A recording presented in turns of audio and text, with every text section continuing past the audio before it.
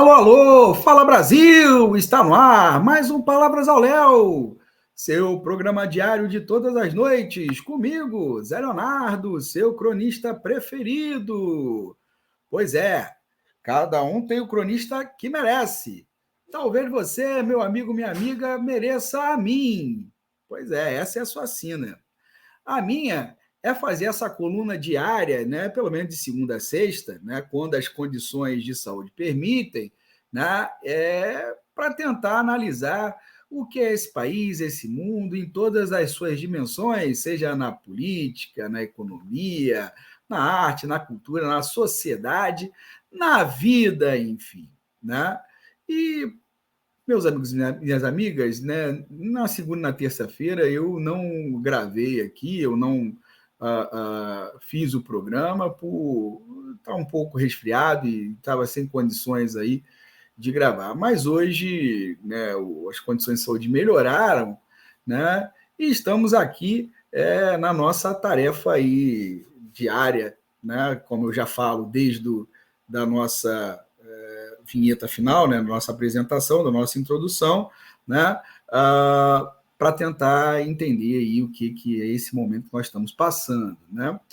E, bom, meus amigos e minhas amigas, né, foi informado hoje, quarta-feira, né, dia 12 de julho, que o escritor tcheco Milan Kundera, espero que seja assim que fale o nome dele, né, faleceu aos 94 anos de idade.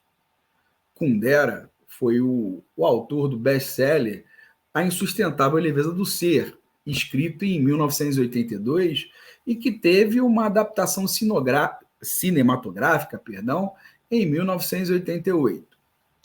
Eu li esse livro quando ainda cursava o ensino médio. Na verdade, a gente não chamava de ensino médio, né? A gente chamava de segundo grau. Já denotei mais ou menos a idade, né? E quando eu li, achei bem chatinho, sabe? E um tanto quanto existencialista. Na época eu não sabia nem muito bem o que era o existencialismo, né? Mas foi assim que eu percebi, né?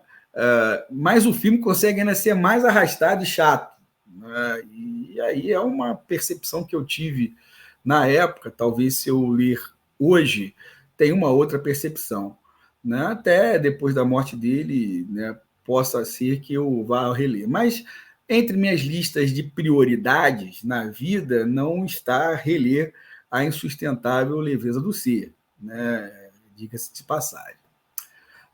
Mas com o tempo, né, as leituras históricas que adquiri em minha vida, fui percebendo aí que o livro fazia parte de uma guerra cultural contra o marxismo e os regimes ditos socialistas do leste europeu, mas, sobretudo, contra a União Soviética. Né? Essa guerra, inclusive, está bem documentada em um livro chamado Who Paid the Piper? The CIA and the Cultural Cold War.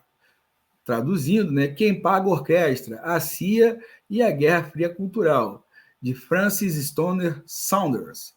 É um livro que revela todo o esforço que a CIA fez em divulgar artistas e escritores intelectuais que propusessem uma visão de arte que se opusesse, né, ao realismo marxista.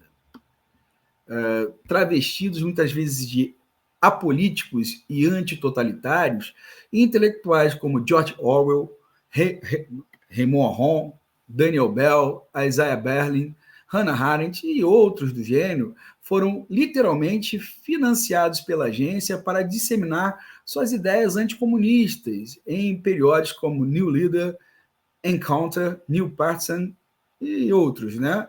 Além de fomentar e financiar a criação de um chamado Congresso para a Liberdade Cultural. Isso tudo era uma estratégia da CIA, né, para conter aí a influência marxista nas ideias do mundo ocidental, digamos assim.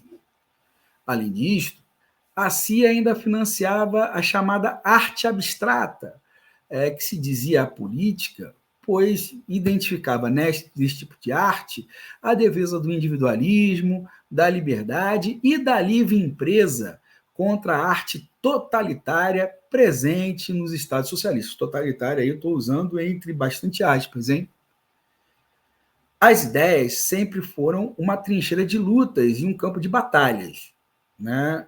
As guerras, inclusive, muitas vezes passam por vencer nesse campo também. A CIA entendeu isto e jogou pesado na construção de um discurso antimarxista no campo das artes e na propagação de estilos, gênios, artistas e intelectuais que melhor pudessem defender essas ideias. No Brasil, o nome de Fernando Henrique Cardoso é citado como um dos intelectuais que receberam aporte financeiro da CIA via a Fundação Ford, né, para financiar seus estudos.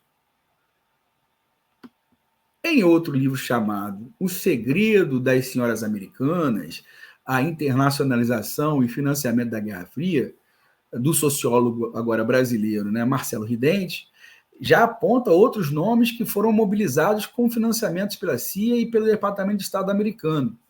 Aparecem, inclusive, nomes ligados à dita esquerda, como Paul Singer e Dalmo Dallari, e o caso da revista Cadernos Brasileiros, que teve Nélida Pinhon como uma de suas colaboradoras.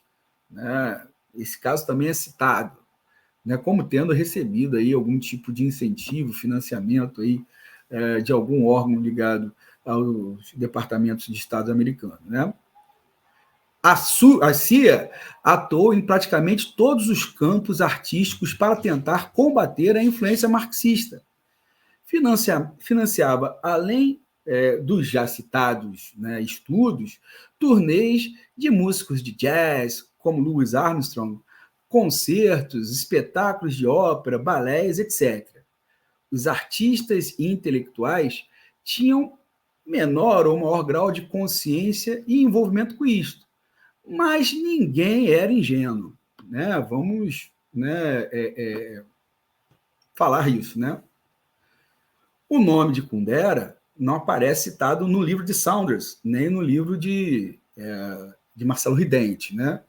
Mas o contexto em que viveu e em que escreveu era esse o contexto, ou seja, o contexto da Guerra Fria, apesar de que, em 1982, as relações entre as duas superpotências já não eram mais tão frias assim.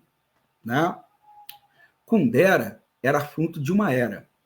A Tchecoslováquia tinha sido invadida pela União Soviética e Kundera havia se insurgido contra isso, inclusive de forma justa. Né? Nessa posição ele estava certo. Né? Exilado na França, foi envolto pela atmosfera anticomunista travestida aí de anti-stalinista que tomou conta da intelectualidade francesa e europeia daquele período. E falo isso não como uma crítica, mas como uma constatação. Portanto, a obra de um escritor saído de um país que pertencia ao bloco socialista e que o renegava era extremamente conveniente. Mais do que seus méritos literários, que podem até existir, foi esse contexto que fez da insustentável leveza do ser virar um best-seller e filme francês chato. E tendo dito isto, meus amigos e minhas amigas, entrego esse abacaxi em vossas mãos para que vocês possam descascar, deglutir e digerir. E até amanhã, pessoal!